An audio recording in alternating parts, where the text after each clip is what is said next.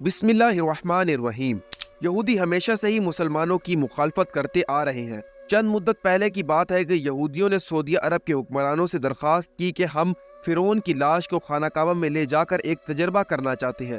سعودیہ کے حکمرانوں نے اللہ پر یقین رکھتے ہوئے یہودیوں کو تجربہ کرنے کی اجازت تو دے دی۔ یہودیوں کے دل میں یہ بات چل رہی تھی کہ ہم فرعون کی لاش کو مکہ میں لے کر جائیں گے اور یہ ثابت کر دیں گے کہ یہ وہ فرعون نہیں ہے جس کا ذکر مسلمانوں کی مقدس کتاب میں کیا گیا ہے۔ ناظرین گرامی، 1891 سے پہلے کوئی نہیں جانتا تھا کہ جس فرعون کا ذکر اللہ نے قرآن مجید میں کیا ہے کہ اس کی لاش آخر کہاں ہے، بلکہ بعض غیر مسلم تو قرآن کی ان آیتوں کو جھٹلاتے بھی تھے کہ جن میں اللہ تعالیٰ نے یہ ذکر کیا کہ فرعون کی لاش کو نشان عبرت بنانے کے لیے محفوظ کیا جائے گا۔ 1891 تک کسی ایسی لاش کا نام و نشان لوگوں کو نہ پتا تھا۔ فرعون تھا بھی یا نہیں؟ تورات، زبور اور قرآن میں فرعون کا ذکر واضح طور پر ملتا ہے۔ بنی اسرائیل کے لوگوں کو حضرت موسیٰ علیہ السلام نے ایک اللہ کو ماننے کا حکم دیا تو فرعون اور اس کی قوم حضرت موسیٰ علیہ السلام کو شہید کرنے کی غرض سے ان کا پیچھا کرتے ہوئے ایک سمندر سے گزری۔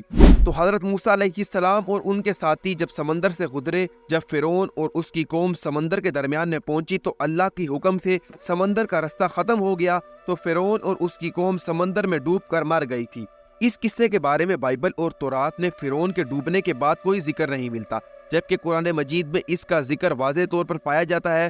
قرآن مجید کی سورہ نمبر یونس آیت نمبر 92 میں فرعون کے مرنے کے بعد کچھ اس طرح کا ذکر کیا گیا ہے: بس ہم تیرے بدن کو سمندر سے نکال کر محفوظ کر لیں گے تاکہ تو بعد میں آنے والوں کے لیے عبرت بن جائے۔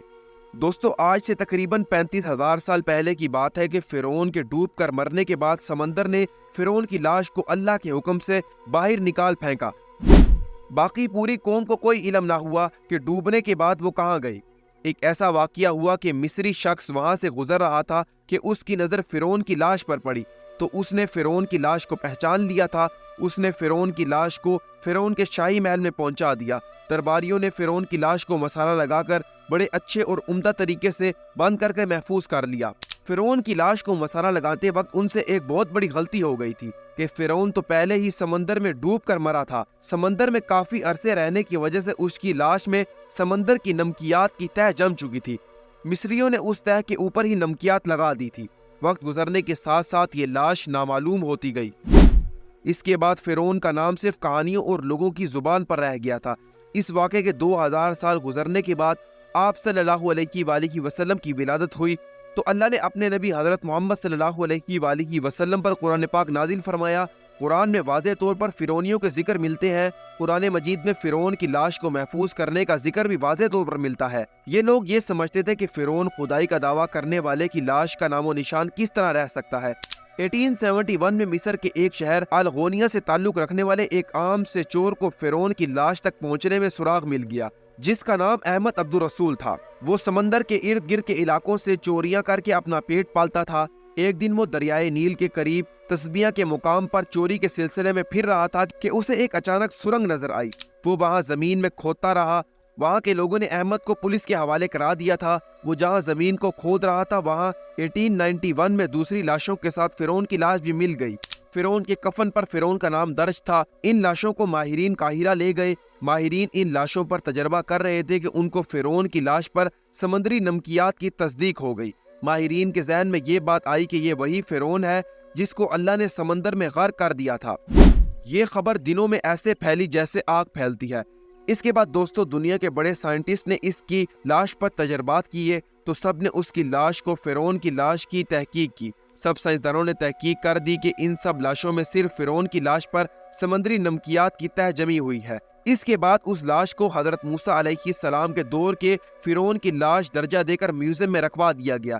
1992 میں جب فرعون کی لاش خراب ہونے لگی تو اس وقت مصری حکمرانوں نے فرانس کے حکمرانوں سے اپیل کی کہ فرعون کی لاش خراب ہو رہی ہے، اس لاش کو خراب ہونے سے محفوظ کیا جائے۔ اس کی لاش محفوظ کرنے کے ساتھ ساتھ اس کی موت کی وجوہات کے بارے میں بھی تصدیق کی جائے۔ فرانس والوں نے کہا کہ فرعون کی لاش کو فرانس میں پہنچا دیا جائے۔ جب فرعون کی لاش کو فرانس میں پہنچا دیا گیا، فرعون کی لاش کا استقبال کرنے کے لیے فرانسی صدر خود بھی ایئرپورٹ پر آیا تھا۔ فرانسی فوج نے فرعون کی لاش کو سلامی دی۔ فرعون کی لاش کا استقبال اس طرح کیا گیا جیسے کسی زندہ بادشاہ کا کیا جاتا ہے۔ اس کے بعد فرانسی صدر نے فرعون کی لاش کو اعلیٰ سائنسدانوں اور ڈاکٹروں کے حوالے کر دیا۔ جدید آلات کے ذریعے لاش کا پیچیدگی سے تجربہ کیا گیا۔ ماہرین کو معلوم ہوا کہ فرعون کی لاش میں سمندری اثرات ابھی تک موجود ہیں۔ یہ مرنے والا بھی پانی میں ڈوب کر مرا ہے۔ ڈاکٹر مورس کے لیے یہ حیران کن لمحات تھے کہ ایک بادشاہ کی موت وہ بھی پانی میں ڈوب کر کیسے ہوئی۔ تو اس ڈاکٹر نے مزید تحقیق کی تو اسے معلوم ہوا کہ اس فرعون کے بارے میں مسلمانوں کی کتاب قرآن مجید میں تفصیل کے ساتھ ذکر کیا گیا ہے۔ اس ڈاکٹر کو علم تھا کہ جس شہر میں یہ لاش ملی وہ بھی اسلامی ملک ہے۔ وہ ڈاکٹر فرعون کی لاش کے بارے میں قرآن مجید میں ذکر کو تفصیل سے پڑھنے کے لیے مصر کے سائنسدانوں کے پاس پہنچ گیا۔ مصری سائنسدانوں نے فرانسی ڈاکٹر کو قرآن پاک کی سورہ یونس کا ترجمہ سنایا، جس میں فرعون کا سارا واقعہ درج تھا، جس میں اللہ کا ارشاد تھا کہ میں نے فرعون کی لاش کو بعد میں آنے والوں کے لیے عبرت کا نشان بنا دوں گا۔ یہی وجہ ہے کہ فرعون کی لاش کو ایک میوزیم میں رکھا گیا ہے کہ یہ قیامت تک دوسروں کے لیے عبرت کا نشان بنی رہے۔ جب فرانسی ڈاکٹر نے قرآن پاک کی آیت کا ترجمہ سنا تو پکار اٹھا کہ اللہ ایک ہے، وہی سب کو پالنے والا ہے، وہی سب پر قادر ہے، اللہ تعالیٰ سچا ہے، حضرت محمد صلی اللہ علیہ وآلہ وسلم سچے ہیں، قرآن پاک سچا ہے۔ فرانسی ڈاکٹر نے یعنی کلمہ پڑھا اور مسلمان ہو گیا۔ یہودی شروع سے ہی مسلمانوں کی مخالفت کرتے آ رہے ہیں۔ یہی وجہ تھی کہ وہ فرعون کی لاش کو بھی یہ ثابت کرنا چاہتے تھے کہ یہ فرعون نہیں، قرآن پاک میں غلط ذکر کیا گیا ہے، نعوذ باللہ۔ یہودی یہ بات کو واضح کرنا چاہتے تھے کہ فرعون اپنے زمانے کا خدائی کا دعویٰ کرنے والا شخص ہے، ہم اس کو خانہ کعبہ میں لے کر جاتے ہیں، کیا اللہ اس کی لاش پر کوئی اثر ڈالتا ہے، اس لاش کو خانہ کعبہ میں داخل ہونے دیتا ہے یا نہیں؟ خیر وہ تو یہ کام نہ کر سکے، پر یہودیوں کے اس دعوے کو نفی کے لیے مصری حکومت نے خود سعودی حکومت سے فرعون کی لاش کو حرم شریف میں لے جانے کی اجازت مانگی، جسے کچھ شرائط سے مان لیا گیا۔ فرعون کی لاش کو ایک جنازے کی صورت میں خانہ کعبہ میں لے کر جایا گیا۔ انہوں نے جیسے ہی لاش کو خانہ کعبہ میں رکھا تو لاش پر بے شمار چونٹیاں جمع ہو گئی۔ فرعون کی لاش کا یہ حال دیکھ کر سب لوگ حیران ہو گئے، جس کے بعد فرعون کی چونٹیاں والی تصویر بھی سعودی عرب میں شائع کی گئی۔ دوستو حیرانگی کی بات تو اخبار میں یہ لکھی تھی کہ جیسے ہی حرم شریف سے باہر فرعون کی لاش کو لے کر جایا گیا تو چونٹیاں پراسرار طریقے سے غائب ہو گئی۔ لیکن دوستو یہ بات یاد رہے کہ اس بات کی تصدیق آج تک سعودی حکام میں کسی نے نہ کی، یہ بات صرف دوستو اخبارات میں ہی رہی۔